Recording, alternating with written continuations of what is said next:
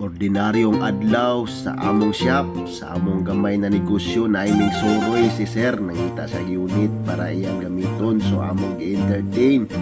Ipakita namo sa iyaha ang mga available unit, so nanay napilian si sir dira Honda RS Blue, so iyang gi-check pangutana sa mga kondisyon kung pila ang udo, so taga-jagi pangutana na adyoy pangutana na ganahan kay nako kini.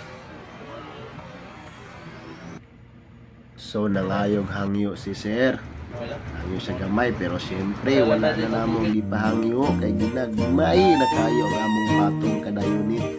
Hindi ko ra makapalit og bugas, hindi ko ra makapalit og sudan na traditional fermented marine delicacy o kana ginatawag na ginamos sa Bisaya. Pero masigula na mag-ipangyo si sir, ito agya po niyang unit, so manano, pairan na, nag-helmet na si sir, kahit madulong na namo uli sa Davao. So sir, salamat kayo, masin taga Davao ka, may bisita nyo ka sa Panabo para lang mukuha sa amo unit. So amping-amping, o katong ganahan, lang, salamat.